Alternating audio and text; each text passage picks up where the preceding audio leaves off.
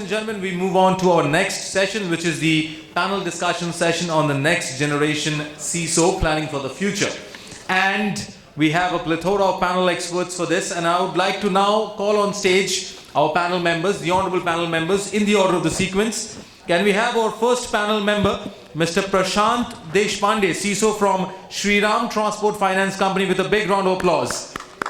PRASHANT, welcome to the session and welcome to the panel. Excited and delighted to have you. Joining next, we have Mr. Makesh Chandramohan, CISO from Aditya Birla Capital. A big round of applause for Makesh. Makesh, welcome to the panel and excited to have you here. Joining next, ladies and gentlemen, we have Mr. Shankar, Gawade, Head Tech and Cyber Security, DAM Capital Advisor Limited. A big round of applause for Shankar. Shankar, welcome to the panel. Excited to have you here.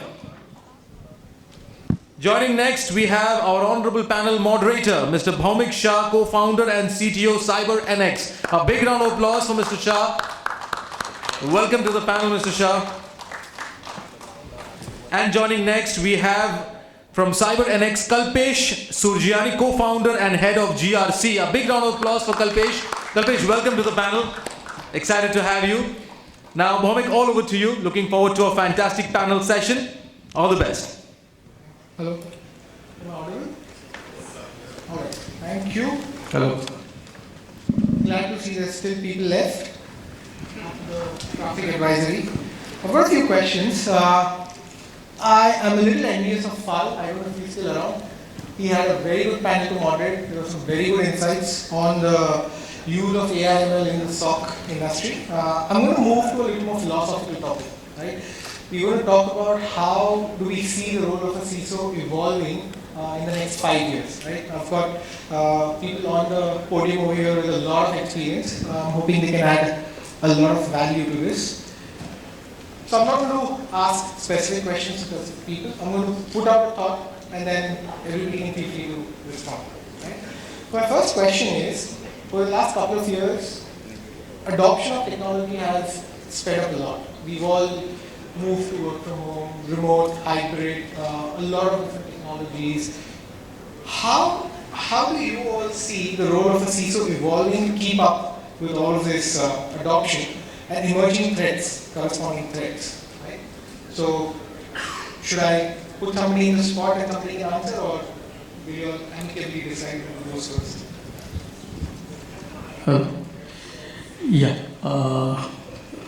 See, CISO role has evolved over a period of time, but it has drastically evolved after pandemic. Because what we have seen is during the pandemic period, suddenly, the CISO had to face some uncertainties like other IT members, wherein, they did not have to only take care of, how people will be working out of the office environment, but also see that how safely they would be able to work, how their device will be connecting to the internal network, and that too, that won't affect the whole network. Then there was experience, that matters. Its security should not take over the performance. So they have to balance between security and the performance. Then there was a huge pressure of, attacks, because during pandemic, a lot of various attacks were there. And, there was a threat across the globe and the cases were increasing. So, suddenly when you have put all the controls in your data center environment and you see that, most or maybe 90% of the people working out of your environment. So the challenges were a lot during those periods. Besides ensuring that the availability is there, business continuity is taken care of, people are working as usual before. So considering all these things and also balancing security was a big challenge for this. But however, there has been statistics around that, the CISOs have done their great job. There wasn't a big impact post-pandemic in the Indian industry, Indian company sectors, and people were able to manage within 1 week or 2 weeks of time. Most of the companies were able to manage 50% of their operations from their remote places. And as I said, there was no incidents, which has brought financial impact to the organization.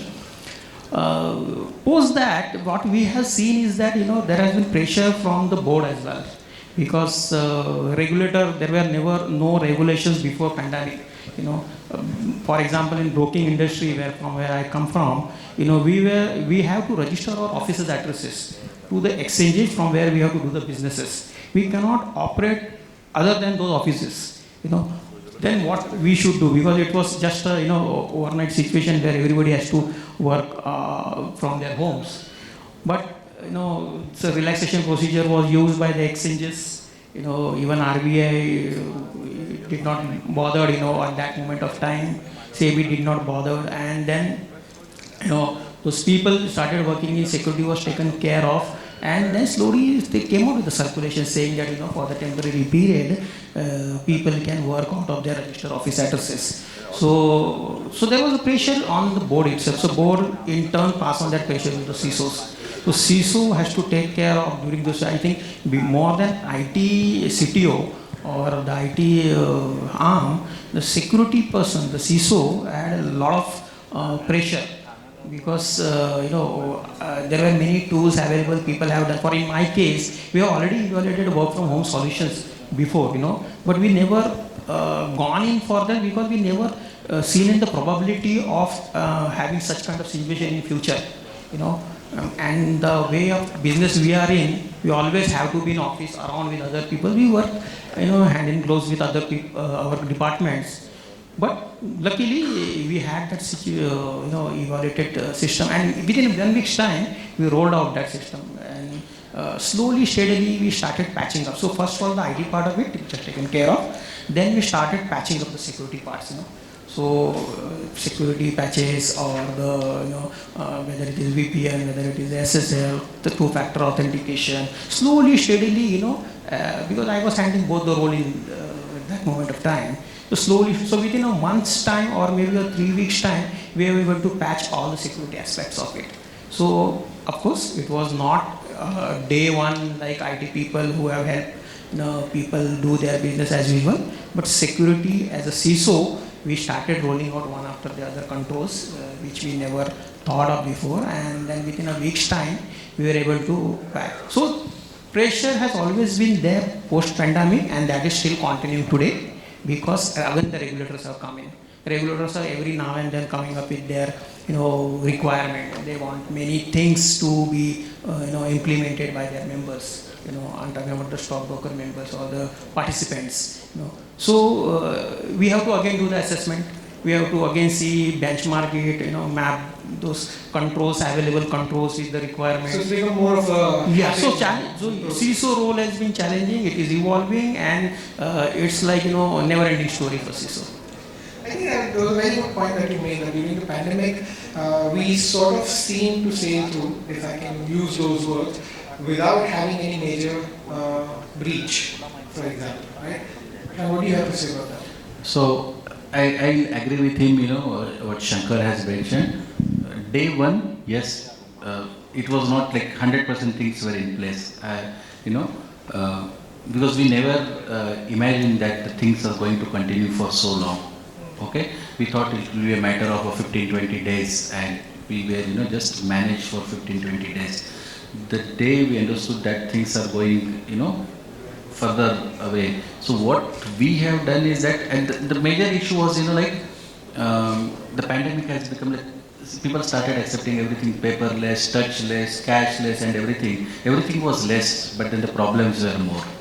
Okay, so we, phase-wise we started implementing. Like we had a meeting, and luckily the IT and the data center guys have been, categorized as the critical resources, so we could, go to office during that day. So we thought first get into touch with customer, because we are an NBFC and we are in a commercial vehicle finance business, and my customers are truck drivers. The first thing we wanted to, give a comfort to our customer that yes, we are there, things are not going beyond control.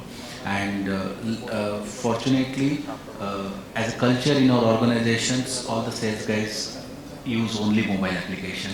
As a policy, we don't give any laptop or desktop to our sales guys, because they have to deal with the truck drivers. So then what happens is that, how to proceed now? Call center was down, things were down, people were not able to reach them. then we started with, the cloud telephony architecture. We understood the cloud telephony, what will be the challenges we have. And the first thing we have done is that we have implemented cloud telephony across my 20K plus feet on street guys.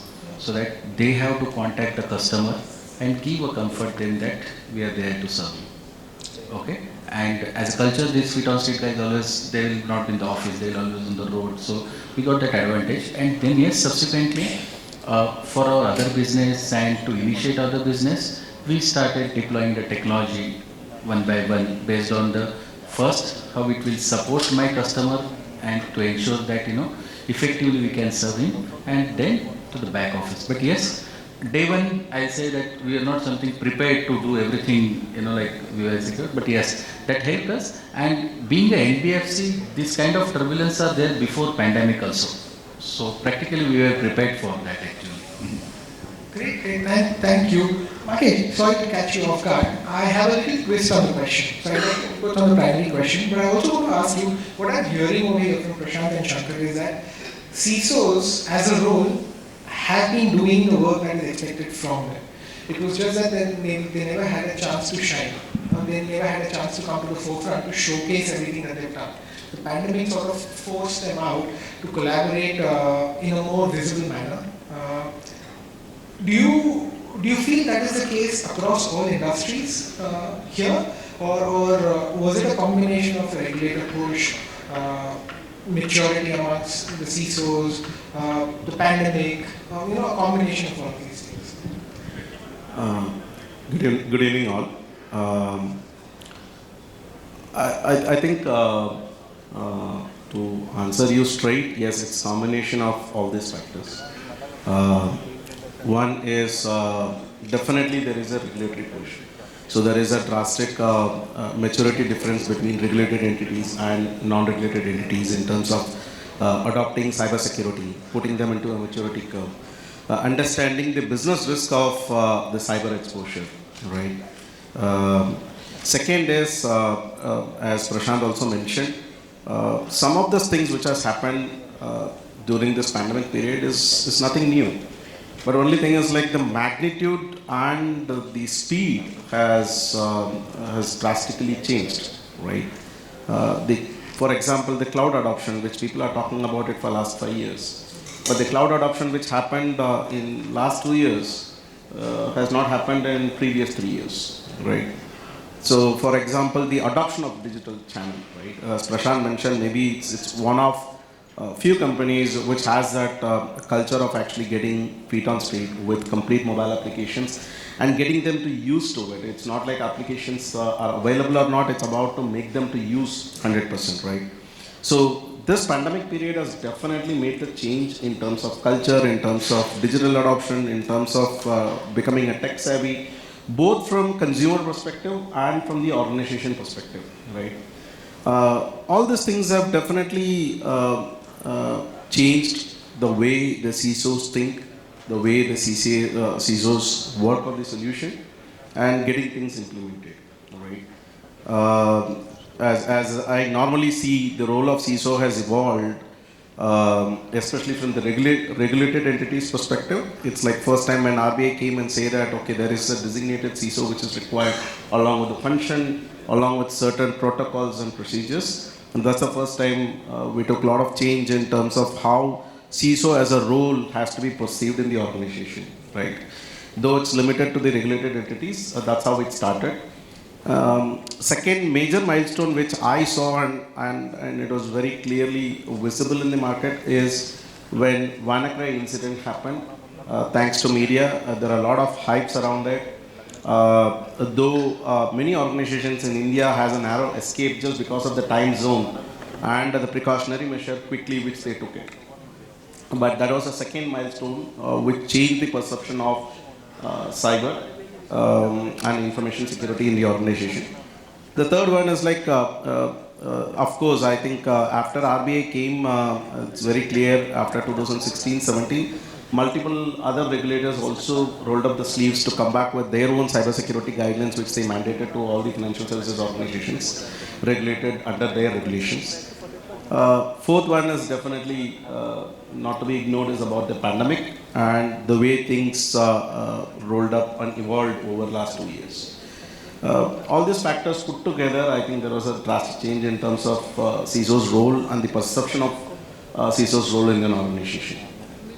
I think that's very true. To sum it up, the maturity was there. A lot of factors worked together to sort of speed up the evolution and sort of give the CISO a more louder voice at the table, right? And I think people now proactively approach the CISO for their inputs before initiating, which actually is a very good sign. Yeah. So as Prashant mentioned, we all know that though we all had, most of us would be having BCP, the DR framework, we would have had alternate sites, continuity program, but most of the organizations would have not thought about having a robust process for managing pandemic per se, right? So, which especially when it goes to long months together, and especially 100% of your workforce is going to be there, and there is no alternate office concept. A lot of things on a day-to-day basis, it was a learning for a CISO. Not only CISO, it's for CIOs and any other CXOs per se. So that gave a lot of opportunity to be inside the same room. So there was a command center which was called for. So it has to be a collaborative platform where everybody comes with the challenges, everybody comes with the solutions. And CISO's role is to ensure that it's not actually delineating from the risk appetite of an organization. Though if you look at from the binary perspective, it's yes or no. But I think CISOs took a lot of call during this period, which made them to look at it with a little bit of ambiguity or for time-specific basis. Over the period of time, I think it took a little bit of time to do that. A complete realignment of architecture in terms of boundaryless working environment, having access from anywhere else, from any devices, but at the same time not compromising on the security controls. Yeah, just to add to him, the CISO role, has evolved from tactical to, strategic role. Initially they were not involved in the boardroom decisions. They were not mapping their controls with the business objectives. But over a period after pandemic, what we have seen that the CISO role has improved. Okay? Improved in the sense, they have moved from IT security to cyber resilience, from tactical to strategies, and cyber security has become the boardroom agenda. And they got a representation in the boardroom, which was not earlier. So more pressure, mapping the controls with the business objective, understanding the business strategies, their plans, which was never before. But after pandemic, before IT person, the CISO was called, and then the business plan was discussed. So that is the dramatic, or rather I would say a big change, so far as the CISO role is concerned. Yeah, so I have actually been supporting CISOs like before the pandemic. If you look at my role, I was more towards the service delivery as part of supporting a lot of NBFCs. And when the pandemic was hit, it was a clear indication, like there was a situation where companies were asked to carry the desktops and laptops in a cab and take it home because we don't have enough. How will you work from home? Will it be comfortable? Do you have enough bandwidth? CISO played a bigger role in terms of taking that risk of what would be the minimum security configuration, what would be my risk appetite, how am I going to be publishing my application, how will it scale, all of that put together. It was a very tricky situation. You had limited budgets, the budgets were freezed, and you have to live with what you have. So that, with those limitations, CISO played a major role balancing out your operations, your making sure that the user security is up to the mark. There were situations where people were using home laptops. There was shortage of chipsets in the market, and that's where we all decided, I was supporting few NBFCs who were purely on cloud. A lot of NBFCs, they were born in cloud at that time, and it was a clear observation that we need to have a robust backup. We need to make sure that the endpoint security, the policies that you set as a baseline within the organization, that I want my USBs to be disabled, I want my Bluetooth to be disabled, all of that remotely managing was really tough for even the IT sysadmins and the messaging administrators. So a lot of people had to come together to help the operations run efficiently. And I think the CISO helped them strategically define methods, buy the right solutions, balance out the budget, and have the show running. So based on that, going forward from that, what we've seen is that the last 2 years have upped the game for CISOs, right? There's more expectations from the CISOs. One thing that I hear about a lot is everybody's talking about cyber resilience, right? This is a big shift from cyber defense, right? Defense is more about protecting. Resilience, as I see it, is more about accepting the fact that you may get breached. How are you going to cope with it, right? Is it just talk, or do you actually see that shift in the boardroom conversations as well? Do you see that support towards moving to cyber resilience from cyber defense? Bhowmik, I will tell you, it's my own experience and what I have seen with my industry colleagues as well. Cyber resilience is something. It's not something new again. I think it was there for quite some time. People have accepted, yes, that is a way forward. And cyber, while defense, detection, response, which includes the containment and the recovery, so all are part of the game, right? But I have never seen in any of the boards which vocally agrees to cyber resilience, though they appreciate the fact, yes, we have put reasonable security practices to ensure prevention. At the same time, we are also doing a lot to detect and response. Vocally, they don't come to the fact, yes, we are fine with that, because it's no more fine, right? So they have not clearly told, yes, this is something which we can accept. But this has been time and again, it has been discussed in the board, it has been discussed at management review meetings, and it is consistently happening. So as Shankar was telling, I think it has become an agenda right now. So we don't have a choice. It has become a part of the meeting agenda as a mandatory update which goes to the board, which goes to management review meeting. It is getting discussed at a leadership level on every strategic initiatives which is getting discussed.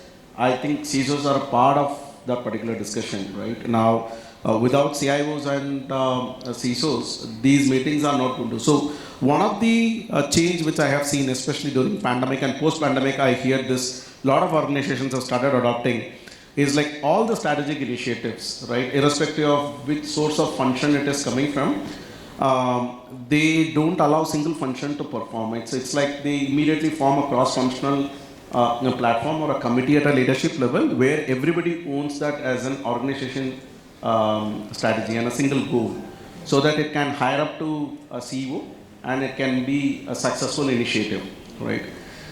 With that, I think it's very clear that cyber will become a part of that. So prevention is no more the game, right? Along with the prevention, we will have cyber resilience as part of that. Now, one step forward, one of the idea which I am working on, and I'm also pushing a lot of my peers and friends and my teams to work on, is about data resilience, right? So, last 5 years, we have seen so much of ransomware attacks across the world, and India is also one among the top victim countries, I would say, right? Data resilience becomes very, very, very important. So if you see any organization, you go and ask what is a backup strategy, they will have the strategy, they will have procedure, they would be doing backup solution. But very few has really seen how a data can be resilient at the time of ransomware attacks. Whether it's really possible for them to retrieve the data, 90% of the time, no, because they have a lot of challenges to tell at the time of requirement. One of the recent public incident which came to the forefront is about the Goa water department has been hacked, and it was ransomed. and unfortunately they have concluded the incident that they will not be able to retrieve a single GB of data, right? So that was little jittery, and that is a case in most of the organizations which they have to work on. So cyber resilience, that moving to a data resilience, especially from attacks related to data right now. I think that's a very good point. Yeah, just to add to cyber resilience, actually cyber resilience is a framework where he mentioned about, you identify, you defend, you detect, response, you recover. The most important element of this framework is the anticipatory. So what is expected is you have to anticipate the would-be things which has never happened before. That is what the expectation is from nowadays CISOs. So CISO has to be alert, always in connect with the rest of the world. Think with the hacker's hat on it. So of the cyber resilience, what is expected is that the CISO has to be very anticipated. He has to fully prepared for the unhappened things. That is the beautiful part of this. Coming back to the data resilience part, he mentioned about the ransomware attack. Gone are the days when the ransomware attack happens and the data is encrypted in your device, and then the message is flashed.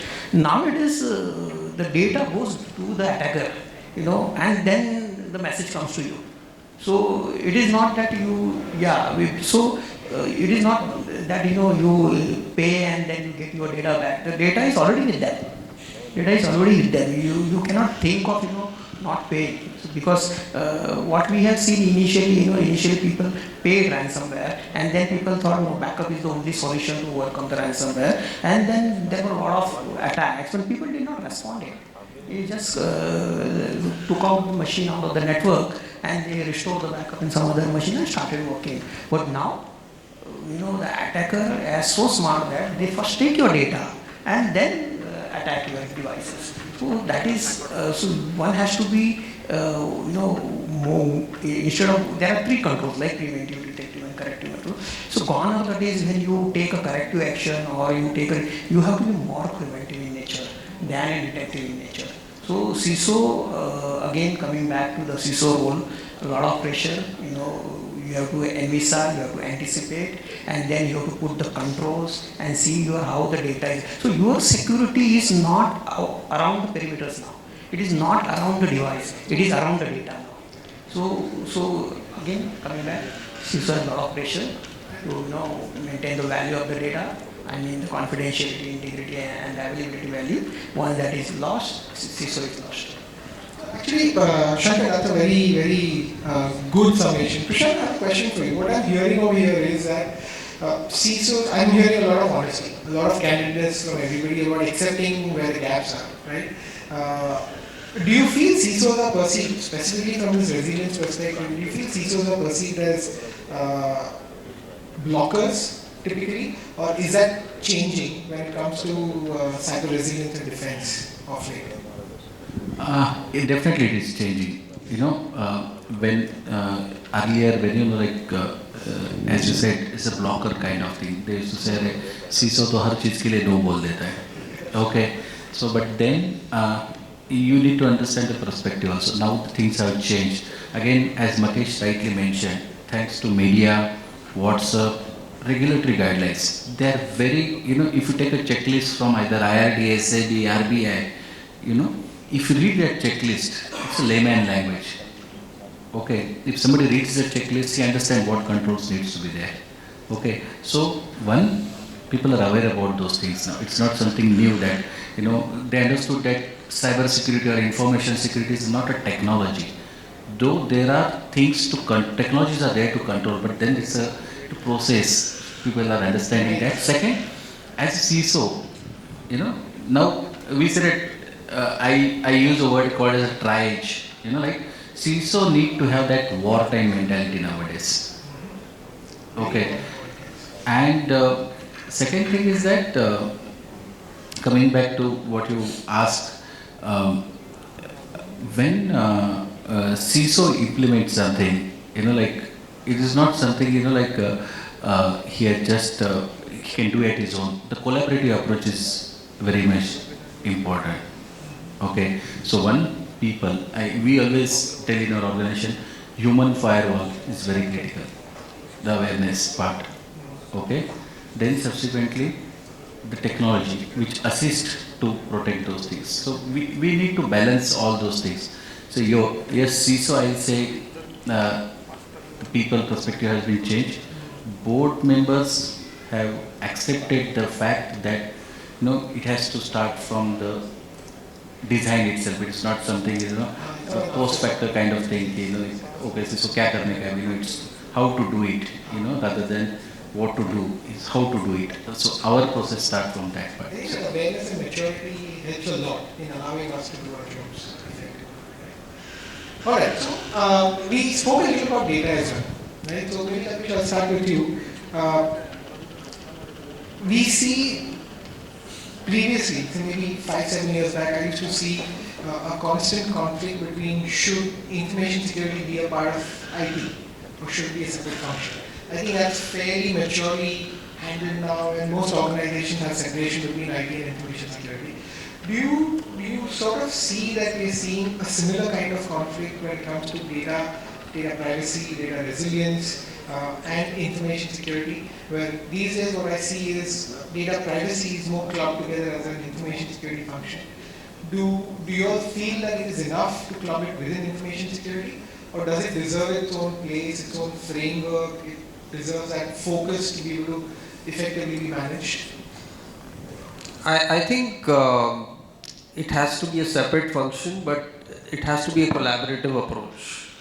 Okay, so the reason I say that is data is complex. So are so many tools where you keep your data. You have the worlds of Oracles, SQL, and now in the open source world you have MySQL. So all of this, and then you have microservices architecture, you have cloud coming in and revolutionizing the way you architect your applications. So you have data everywhere. You have data on cloud storage, you have data in queuing, you have data in a static way, you have data in Excel, and all of these kind of join together, and that runs your application today. So there's a lot of complexity in terms of architecture, first thing. Second is the GDPR helped us understanding how to regulate the data from the consumer perspective, from the organization perspective who's providing an application or on a mobile app. So the way I look at it, the way I sense it, you have to have some database DBA background to understand that concept well, to understand the regulation, and then leverage the experience of a database administrator to manage that situation. Now, if I were to be in Europe, I would have had a control where I can go and, as a consumer of an application, I can say, okay, go ahead and wipe my data. My data is not supposed to be there in this application. Right? That control comes to me. If the provider doesn't provide me those options, I can go and complain to the regulatory body about it. Right? So those complexities are very high. CISO role already has a lot of responsibilities. So I think this has to be a separate role, and it has to complement the CISO role, but it has to be a separate function altogether. I'll add to it. See, we have to understand the difference between data security and data protection. When we talk about data security, we are only talking about the access control, the rules, by where you are providing on a need-to-know basis or need-to-have basis. So data security is only limited to that part. But when we talk about data protection, it has what? I'll take an example. If you implement controls for data security, that does not mean that no other person will have access to the data besides what you have configured in the system. There are possibilities, there are ways, means. Okay. So what you do is that you implement a data protection policy. Data protection has to do with the policy and procedures. So when we talk about policy procedure, you talk about the physical controls, you talk about the logical controls, you talk about the cyber controls, and all these are the part of our ISMS, the Information Security Management System, which talks about those 11 domains and 39 controls and 133 control objectives. So data protection is bigger than the data security. And when we talk about the data protection, we have to take the infrastructure in place, we have to take the cyber security awareness level of your stakeholders, including your board members. We have seen, there are two types of board members. One who knows the cyber security very well and they talk about the cyber resilience. Whereas other board members, they are not aware of cyber security. In that scenario, the CISO's role is very, becomes very complex, where he has to understand the business, he has to understand the complexities of the security, and then explain those in a very layman terms to the board member and getting their buy-in. So, of course, it has to do, ISMS has to do many more things than only the access controls. But I think the board would generally accept the criticality of any data that an organization would have, right? I mean, it would be very obvious that if you lose your data, you lose reputation, brand, trust, right? All of that is gone, right? So I think you have a very valid point. Right? Shah, would you like to add to that? Yeah, definitely. In fact, before our discussion, I said, I feel that, as you said, CTO, CISO, CDO, the digital guy, and the data privacy, the role has to be separate. Okay? And Shankar nicely explained that we need to understand, though it complements each other. Okay? Somebody has to understand the data flow, where it's getting originated, what is the criticality of the data, what is the purpose of that data. Those things are there that CDO will be the right person to do. CISO's roles will be how to protect that. Okay? He will complement that kind of thing, but yeah, I feel, like it has to be a separate role. And second thing, we are talking about the cybersecurity resilience. So, we are in this field and every day some new terms comes and all those things are there. But I feel a risk-based approach is what we are talking, and if our board you doing anything like we are moved on the cloud, a risk-based approach. So what do your risk talk about? What are your critical assets? What is the past history? What are the future trends?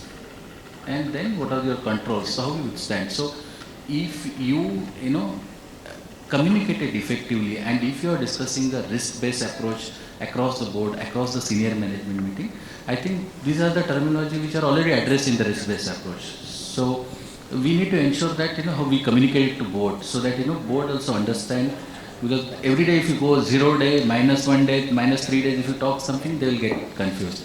So I feel that risk-based approach is the base for anything, and if you follow that effectively, and it's like learn, launch, relearn, relaunch kind of thing, you need to be continuously doing this. Yeah, I'll just add to what Prashant said.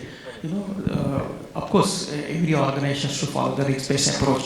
But while following the risk-based approach, the best methodology is to first follow the qualitative methodology and then move on to quantitative methodology. What I mean here is that, when you do the assessment, a risk-based assessment, you do a qualitative assessment, but while you are presenting to the board, you have to add value to it. Because board doesn't understand, whether it is a medium-term raise or high or the low raise. They understand the value. What is the business impact that would happen? They understand those. And you put a risk posture to the board, wherein you identify those high risks, and add value to it. The board understands that. So while following the risk-based approach, you have to follow the quantitative methodology. Yeah, I certainly agree with this, because there are risks everywhere. And cyber resilience framework has always been there from regulatory point of view. I've been in discussions with two NBFCs wherein we were discussing, okay, you have one office and maybe 20 branch offices. How will you function if your one head office, as there's a fire or if there's electricity issue? How will your business function? What is the minimum employee strength that you require to run your business efficiently? How efficient you are for your backup and disaster recovery? When was your last DR drill done? Was the DR drill effective? What was the lessons learned? Did you document it? Do you have a calling tree in place wherein, if there is an attack on the cloud infrastructure or your data centers, How would you effectively communicate with the employees? Do you have critical emergency contact details as a part of your resilience framework documentation? So all of that put together, the auditor, when they go and audit, they say, okay, everything is good in terms of documentation. Give us the evidence that what was your last, the practicality of that particular policy that says, okay, your DR is effective. Did you test your DR? Were you able to bring up your application or just power on the VM and you say everything is good? Did you actually go and log into the application and check whether the data was available?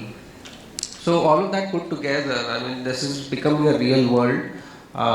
And I think we've, as an organization, helped a lot of NBFC to comply and help them to be ready for the RBI audit. So, yeah, I think the organization and the board is serious about it and things are maturing now. So I think to sum up, what I'd like to ask everybody is, how do you cope up with all of this? As CISOs, with this rapid change, the increasing expectations from the board, as Prashant said, wartime mentality, you have to constantly be aware, constantly be familiar with emerging threats, emerging attack vectors. How do you as CISOs cope? How do you stay up to date? Do you rely, I'm sure you rely heavily on the team that you have, but how do you structure your thought process? How do you prepare your roadmap to go forward, more ready for what is about to come?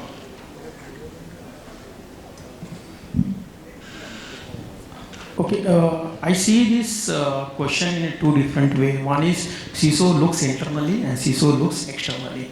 So when he looks internally, he has to follow that PDCA cycle, plan, do, check, audit. Because that is a continuous process, you have to follow. And while he looks externally, he has to see the threats, he has to see the impacts, he has to see the losses, whether it is monetary losses or reputational losses, and then he has to see how the best controls he can put in place, to see that the external threats are not impacting the business continuity or the operations or the revenue, and so CISO has, and plus he has to face to the board. There is a pressure. So he is a man who is looking internally, who is looking externally. He is reporting the incidents. He is responding to the incidents. So a lot many things gone are the days when the CISO role was only limited to data security, or antivirus or backup, or access controls. So gone are the days. Now huge responsibility, lot many things to do. So, and still it is evolving, and God knows what will happen. But one good part is that what I have seen, along with IT and security, if you adopt the cloud technology and the cloud security, most of the things will be taken care of. For example, he mentioned about business continuity. So business continuity, gone are the days, site level redundancy, your server level redundancy, your application level redundancy, your people level redundancy, all are gone. People are anyway working from home. They are working on cloud. Whether they work from their native place or in their Bombay residence doesn't matter. Whether your office is there, it is or down, the building is down, still they work. So people have to adopt while designing their BCP plan.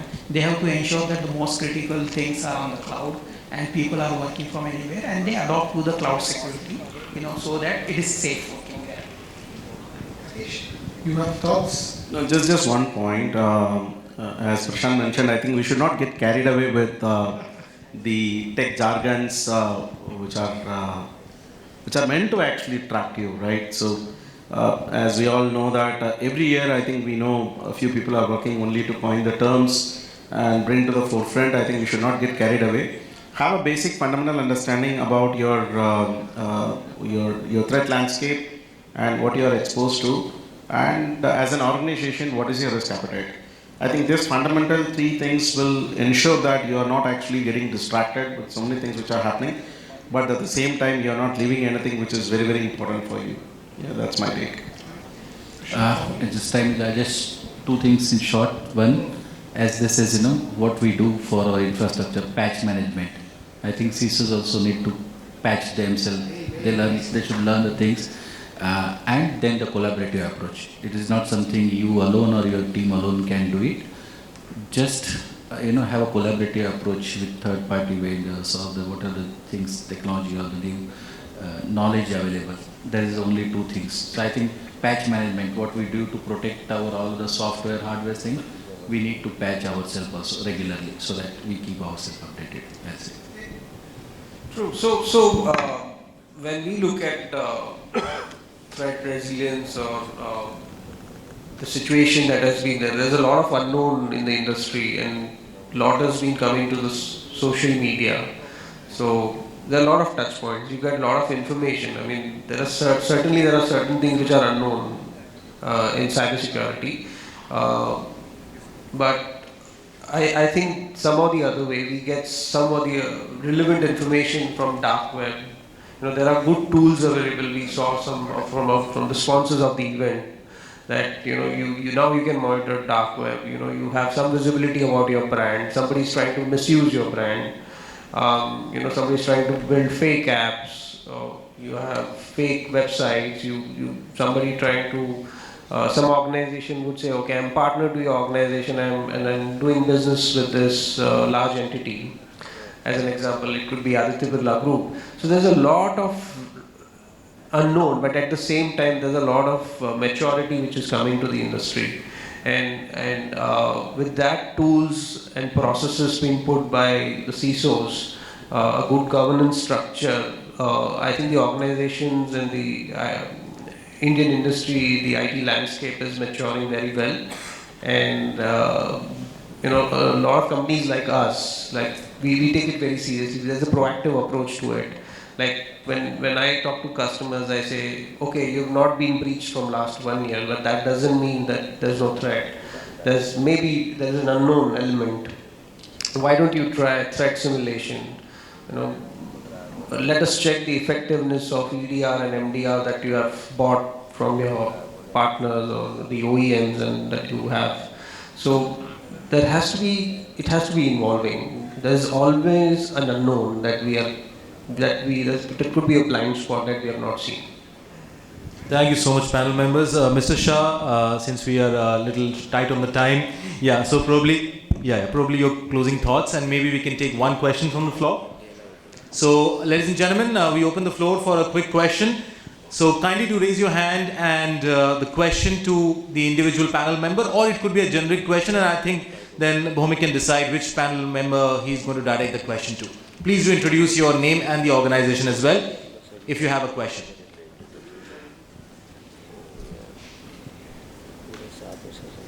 Do we have a question from the floor?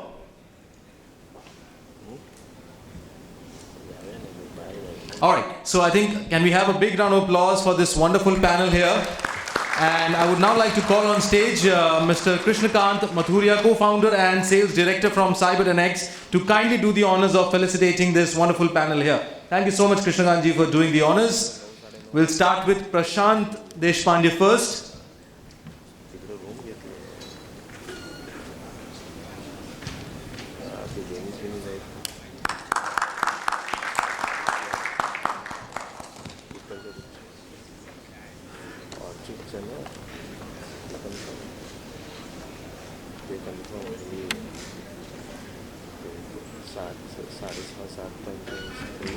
Mr. Makesh Chandramohan.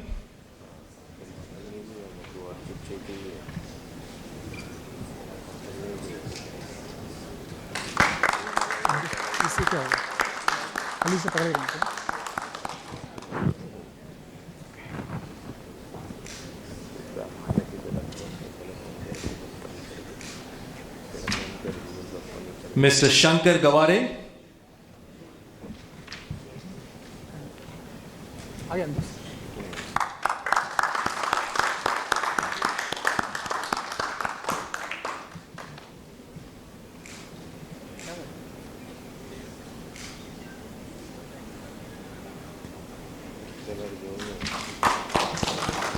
Our honorable moderator, Mr. Bhowmik Shah.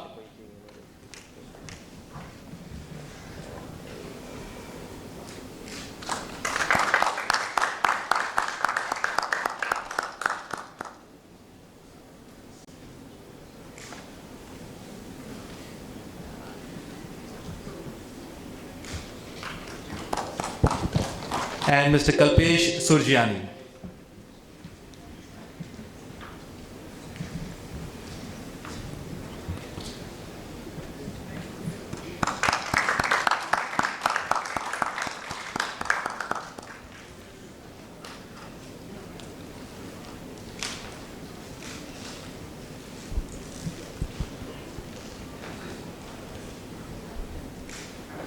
I would request the honorable panel members to kindly pose for a group photograph along with Krishnakantji.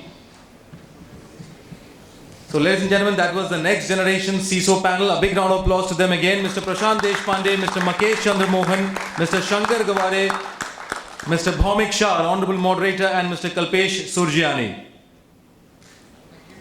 Thank you so much, gentlemen, for enlightening us in that particular session. And thank you so much, Krishnakantji, for doing the honors of felicitating the panel. Thank you once again.